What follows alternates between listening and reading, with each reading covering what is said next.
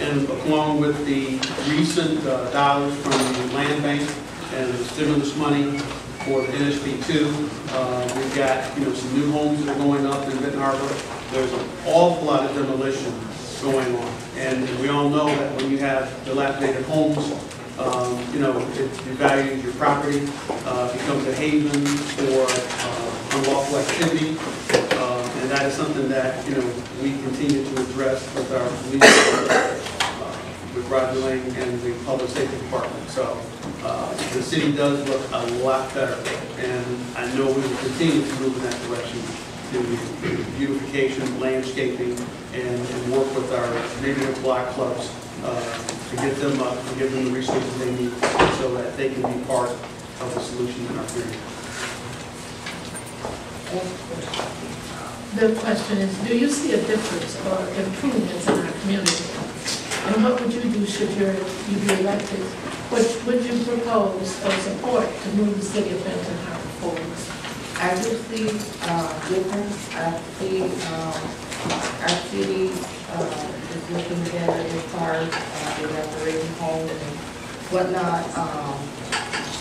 I will continue to help improve by getting out in the neighborhood, going around, checking on our neighbors and seeing what needs to be done in our community.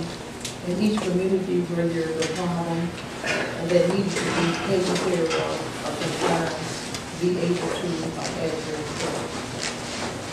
Can I answer the second part of that? Yes. I'm not sure what I you propose or support to move the city of Benton Harbor forward? Well, one of the things that I've always talked about when I ran 4 years ago, and I continue to talk about, is curb appeal. And if you have a house where the shrubs haven't been cut and the grass is not cut, and you're trying to sell it, you can't sell a house that doesn't have great curb appeal. We've got to do the same thing for the city of Benton Harbor, and that is our main arteries as well as our neighborhoods.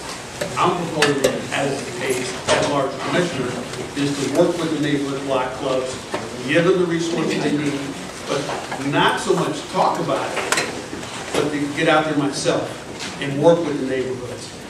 For example, May 21st, we had a citywide cleanup, and Felicia Gondrasek from the Benton Harbor High School girls basketball coach, about 40 kids. We went out and we pretty much cleaned up Colfax from Broadway, from Mays and Colfax all the way down to Colfax and Britain. And when we finished, the kids were happy and engaged. And they said, we would like to do this again. We want to see a clean city. Now these are students talking about living in a clean city, and curb appeal. So what we've got to do is make sure we give them resources, but not just talk the talk, but we've got to get out there and help support those neighborhood block clubs, because I can tell you, if you're going to some of these block clubs, some of these members of these block clubs are senior citizens. They cannot continue to go out and clean up and pick up trash and plant flowers. So what we've got to do is get some young folks in the pipeline to support some of these groups. I know Richard Alexander is part of the Hillside group, and he lives on Levette Street, and he's involved. So we got to get more young people in the pipeline to support the neighborhood, because the senior citizens need a lot of help. And as we get engaged with the young people, I know that Benton Harbor can be the best that it can be. I have a question. How will you assure the fiscally responsible city government with that emergency management police support? And how will this be achieved? I'm not sure they heard it. The question again is, how will you assure a fiscally responsible city government when the emergency manager and police is working?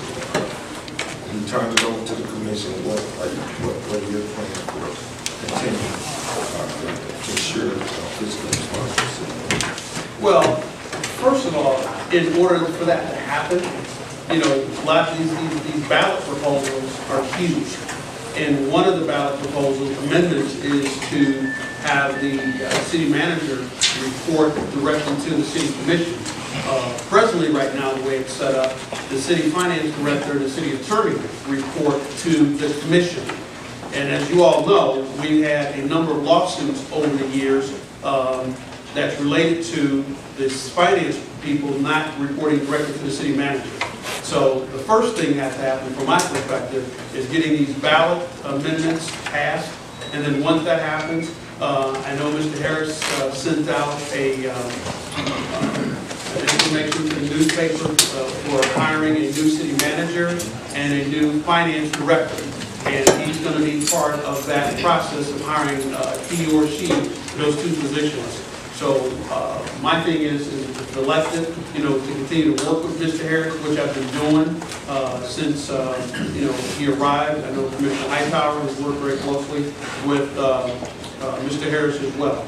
So again, in order to keep a financially sound budget and to move the city forward, these proposals must pass.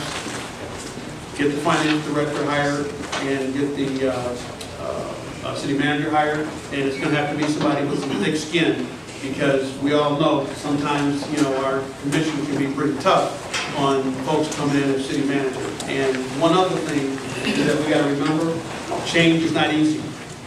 Change has never been easy. And for the last 10 years, the city has had a net operating loss for the city of Benton Harbor. So this is the first year in 10 years where we came in flat. Next year we're expected to have a surplus. So in order for us to have a sound financial community, we're going to have to hire the right people for the jobs.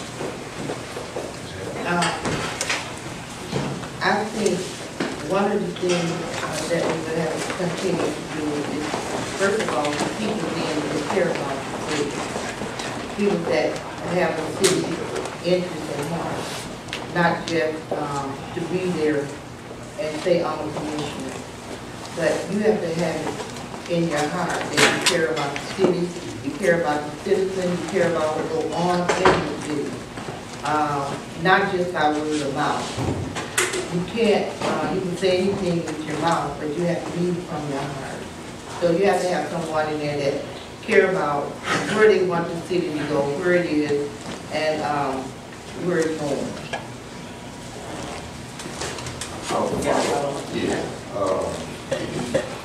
Because I, as a former commissioner, I sat on the commission, and I love the city of Benton Harbor, and I can say all my colleagues love the city of Benton Harbor.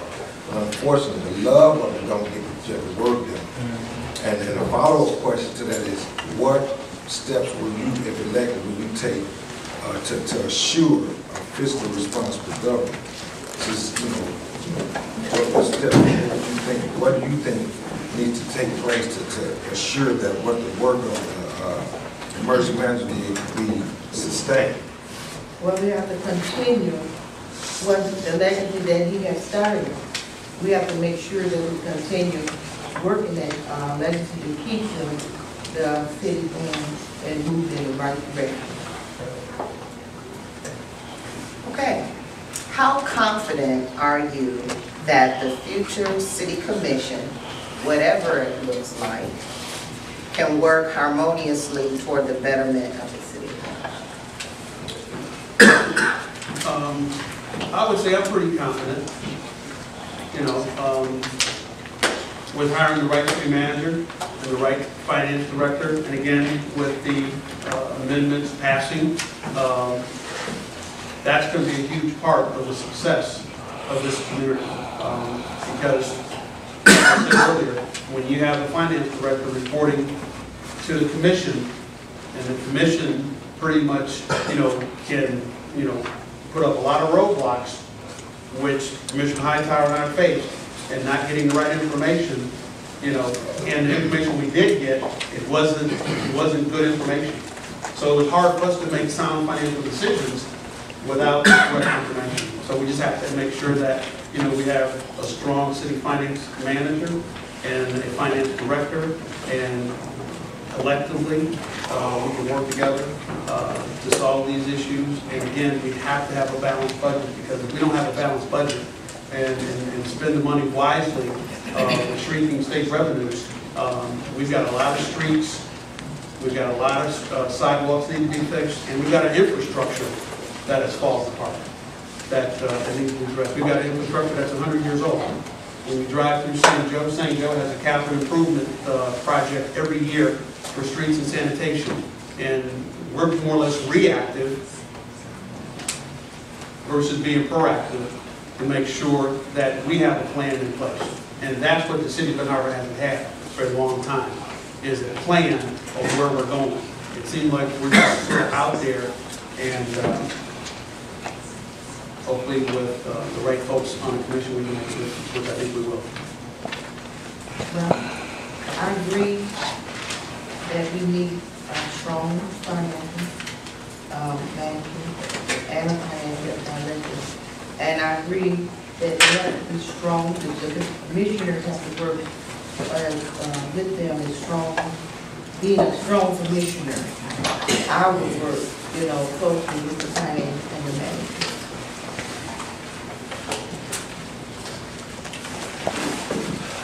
I have a question about water. I just took her question. Here, you can have one of mine.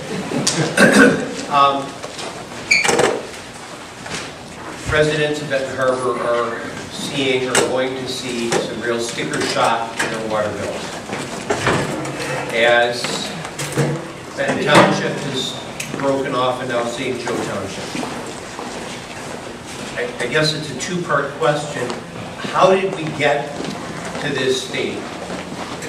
And what, if anything, can the commission or the mayor, working together, do to improve this situation? I'm not sure how much time we've got, but we could be here for a while. But at any rate, I'm going to answer the question. Everyone sort of thinks that this water situation just sort of bubbled up in the last year or two. If you go back to 1975, 76, and the 80s, the same things that we're talking about today, folks, is what they were dealing with back in 75. Billing issues and customer service. So this is nothing new.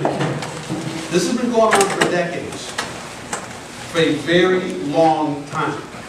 And because of the fact that this commission could not and would not come together to sit down with Benton Township to deal with this issue. And I know some people will get upset, but we've got a mayor who didn't step up and deal with the township the way he was supposed to. That was part of the problem. And the commission not coming together to deal with this issue. And Commissioner Hightower said in 2008, 2009, he said in the commission, and he said, either you all can wind up paying a glass of water for 2 cents for a glass or $2 for a glass. But if we don't deal with this issue, folks, we may be buying water from someone else. And even though we sat down and we approved a $14 million bond, which some of that was stimulus money, and $9 million was bond money, guess what? The residents, including myself, we're on the hook for a bond payment of $375,000 a year. That comes out to about $31,500 a month. We got sewer projects in the city of Benton Harbor. That's $220,000 a year.